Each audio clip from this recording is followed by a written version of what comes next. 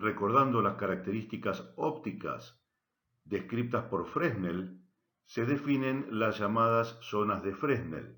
Los radios de las zonas de Fresnel tienen relación directa con el número de zona que estamos analizando, la distancia al transmisor, la distancia al receptor, la distancia total entre transmisor y receptor y la longitud de onda de la señal. Esas distintas zonas de Fresnel son las que van a permitir calcular los distintos caminos entre antena transmisora y receptora siguiendo recorridos con densidades ligeramente diferentes. Y eso permite determinar zonas de Fresnel mediante radios en los cuales podemos encontrar obstáculos que van a dificultar la propagación de la señal y radios de Fresnel de distintas características, de distinto tamaño, que nos van a asegurar caminos de propagación entre la antena transmisora y receptora. Recordamos que la óptica de Fresnel está relacionada con eliminar los rellenos de los prismas y achatar las lentes de manera tal de tener zonas planas con características prismáticas o características lenticulares particulares.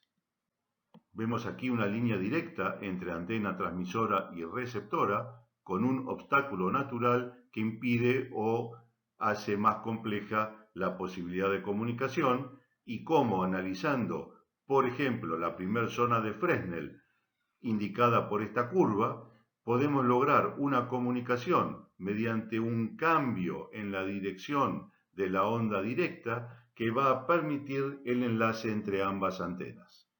Hay una enorme cantidad de software gratuito y pago que permite calcular enlaces entre antenas.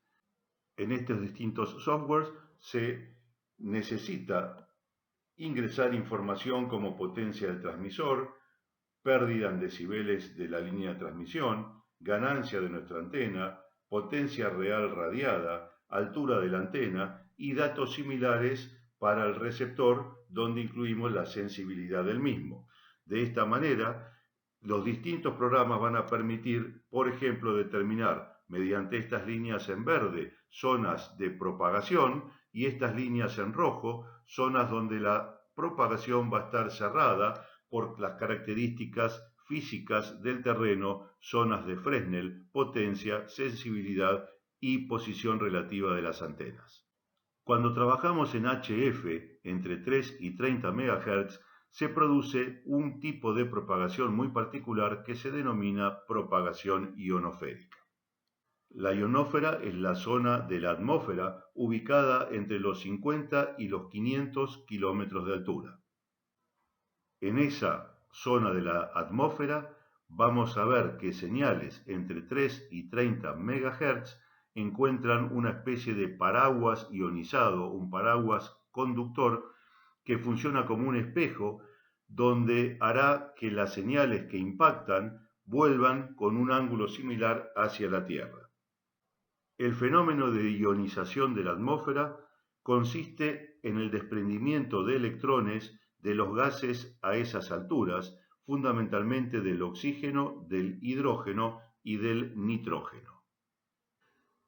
Los tres elementos básicos que producen ionización de gases en la ionosfera es, en primer lugar, la radiación ultravioleta del Sol, que arranca electrones generando iones positivos, electrones que se unen a otros átomos generando a su vez iones negativos.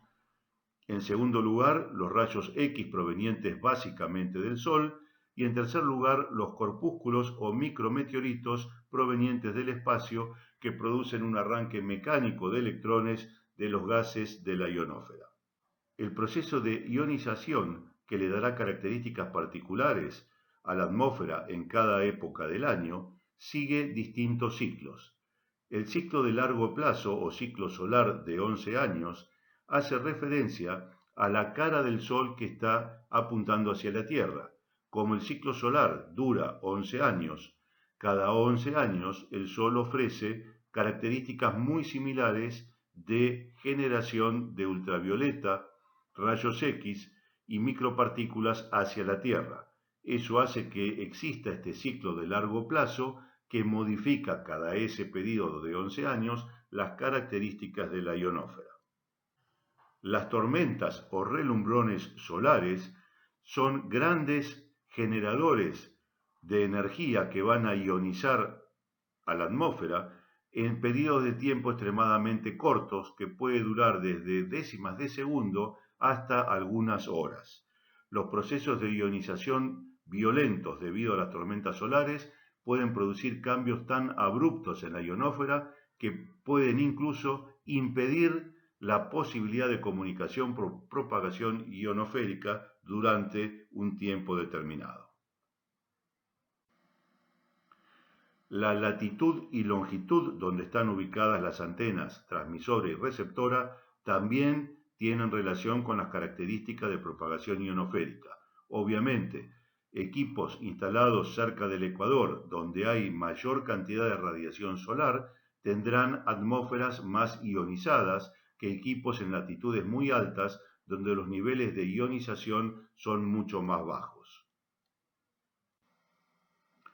La estación del año también se relaciona con la cantidad de energía ionizante proveniente del Sol y hace que modifique las características de ionización entre invierno y verano.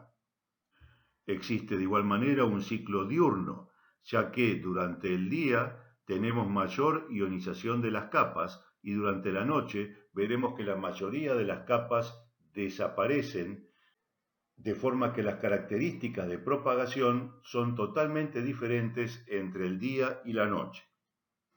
De igual manera, a lo largo de un solo día, entre el amanecer, el mediodía astronómico y el atardecer, tendremos características solares diferentes que harán que la ionización de la atmósfera sea distinta y la propagación también se modifique de esa manera. Appleton y Barnett fueron dos científicos que estudiaron profusamente la ionósfera, en principio con globos meteorológicos. Al día de hoy se utiliza básicamente la combinación de globos meteorológicos y satélites meteorológicos y permitieron clasificar a la ionósfera en distintas capas.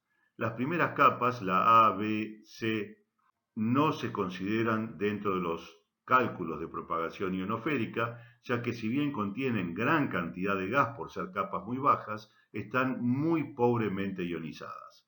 La primera capa a partir de la cual hay cierto interés es la capa D. Esa capa D está aproximadamente a 50 kilómetros de altura y si bien es una capa poco ionizada, tiene bastante contenido gaseoso. Normalmente no se utiliza como una capa para realizar saltos de señal a la ionósfera, ya que está muy baja, pero hay que considerarla porque es un filtro que gasta mucha energía, mucha potencia de mi equipo, tanto en el viaje de ida a capas más altas como en el viaje de regreso desde capas más altas. La primera capa a estudiar es la capa E, que está aproximadamente a unos 100 kilómetros de altura. Esta capa a veces se ve reforzada por características propias de ionización solar y esa capa es más gruesa, se la denomina capa E esporádica y se ubica entre los 100 y 150 kilómetros de altura. La capa D a 50 kilómetros, que ya expliqué, de poco interés salvo como filtro. Y una capa F que está entre los 200 y los 400 kilómetros de altura, una capa muy ancha, que posteriormente se la dividió en dos capas independientes, la capa F1 y la capa F2. La capa F1 está aproximadamente a unos 200 kilómetros de altura y la capa F2 entre los 300 y los 400 kilómetros de altura. Es importante saber que durante la noche las capas D, E esporádica y F1 desaparecen y la única capa que permanece es la capa F2. Eso es lo que hace que durante la noche sea mucho más fácil realizar un enlace por propagación ionosférica con muchos saltos a distancias más largas, ya que no perdemos energía en atravesar capas que han desaparecido y todos los saltos serán a la capa F2. Se denomina entonces distancia del salto al camino recorrido por la señal desde la antena transmisora hasta la capa ionosférica y su regreso a la Tierra. Una señal de propagación ionosférica puede tener hasta unos 20 saltos a medida que se va propagando. Hay que considerar que el dibujo indica aspectos puntuales. Si bien hay zonas de silencio, no significa que si uno está a unos pocos kilómetros de la zona donde la señal llega como rebote ionosférico, no voy a tener señal. Aquí hay toda una zona con campo electromagnético producto del rebote ionosférico. Lo mismo va a ocurrir en cada uno de los saltos. Solo habrá algunas zonas en el medio donde puede haber silencio o señales de muy baja intensidad.